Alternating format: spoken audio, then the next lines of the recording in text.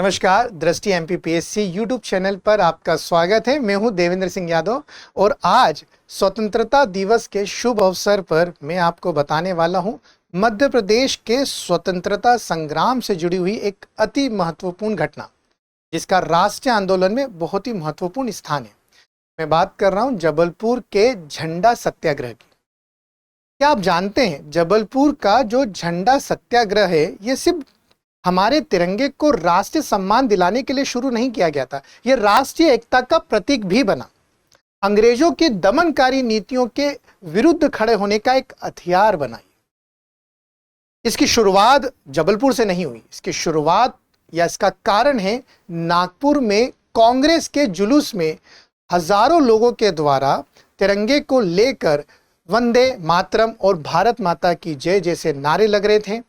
इस जुलूस में अंग्रेज अधिकारियों ने जो है लाठी चार्ज कर दिया और सभी से झंडे छीन लिए, उनका अपमान करा, झंडे को फाड़ दिया गया। अब यह अपमान, झंडे का जो अपमान हुआ, यह राष्ट्रीय अपमान के तौर पर देखा गया। अब भारत में सभी दूर झंडे को लेकर एक सत्याग्रह शुरू हो गया, जिसे हमने नाम दिया झंडा सत्याग्रह।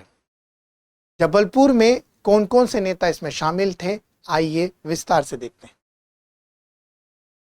देखिए, शुरुआत 1 मई 1923 नागपुर, जैसा कि मैंने आपको बताया कि शुरुआत नागपुर से मानी जाती है। 17 सितंबर 1923 जबलपुर, ये दोनों डेट्स आपको याद रखेंगे। कारण में मुख्य कारण था नागपुर के उस जुलूस में झंडे का अपमान किया गया, इसलिए राज से झंडे का अपमान, ये पहला मुख्य कारण बना। दूसरा, सविनय अवज्ञा आंदोलन, मतलब civil disobedient movement.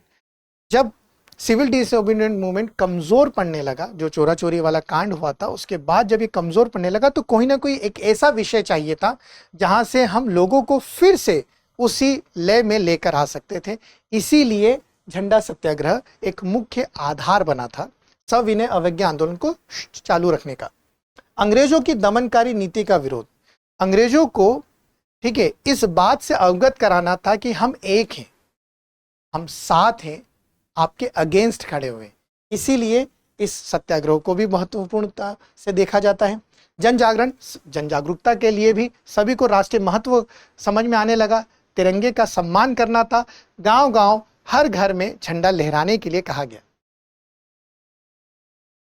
Madhya Pradesh से इसका संबंध देखते हैं। सेठ गोविंद दास, द्वारका प्रसाद मिश्र और हुकुमचंद, ये 3 नाम आते हैं जिन्होंने जबलपुर में झंडा सत्याग्रह की शुरुआत करी। 17 सितंबर 1923 को जबलपुर में हजारों लोग झंडा लेकर बाहर निकले। इसमें महिलाएं भी और बच्चे भी शामिल थे। वंदे मातरम, भारत माता की जय नारे लगाए जा रहे थे। पुलिस ने गिरफ्तारी की। अच्छा, इस सत्याग्रह की एक बहुत अच्छी बात थी, सभी को कह दिया गया था कि आपको अगर पुलिस गिरफ्तार करे तो आपको विरोध नहीं करना है, जेल को भरना है। जेल भरो आंदोलन शुरू हो गया कि आपको विरोध नहीं करना, पकड़ रहे हैं, जेल में डाल रहे हैं, डालने दिए, जेल भर देंगे हम, मगर हमें विरोध नहीं करना है। पूर्ण रूप से शांतिपूर्वक हमें ये आंदोलन जो है शुरू करना है। महिलाओं और छात्रों की भी भागीदारी इसमें बहुत ज्यादा रही। 3 महीने तक ये आंदोलन चला, 3 महीने तक। और 3 महीने के बाद सरकार ने हार मान ली और उन्होंने कहा कि ठीक है, भारतीय जितने भी हैं वो लोग शांतिपूर्ण तरीके से झंडे को लहरा सकते हैं, कहीं पर भी फहराया जा सकता है इसे। बात करते हैं फ्रीडम सेल। 11 अगस्त से 16 अगस्त तक चल रहा है। इस सेल में हमारे सारे जो पीसीएस के हमारे ऑनलाइन कोर्सेज हैं उसमें 50% ऑफ है। जैसे यूपी पीसीएस, हम बिहार पीसीएस की बात करते हैं, राजस्थान, हरियाणा, सभी पे आपको ऑफ मिलेगा। अधिक जानकारी के लिए आप कॉल कर सकते हैं हमारे 8750187501 जो हमारा नंबर है, इस पर आप कॉल करके सारी जानकारी प्राप्त कर सकते हैं।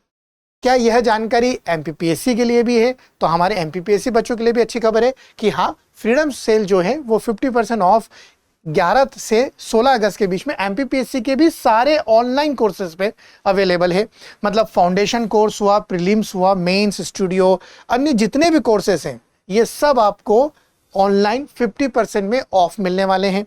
यहाँ पर भी आप जानकारी के लिए 8750187501 पर कॉल करके संपूर्ण जानकारी प्राप्त कर सकते हैं। अब आपके लिए राष्ट्रीय ध्वज से जुड़ा हुआ एक प्रश्न है पहला तो प्रश्न ये है कि आपको बताना है कि राष्ट्रीय ध्वज का जो डिजाइन है वो किसने तैयार करा है, कई बार ये परीक्षा में पूछा गया। और दूसरा, राष्ट्रीय ध्वज अंगीकरण दिवस कब मनाया जाता है, मतलब भारतीय संविधान में हमने राष्ट्रीय ध्वज के रूप में तिरंगे को कब शामिल करा।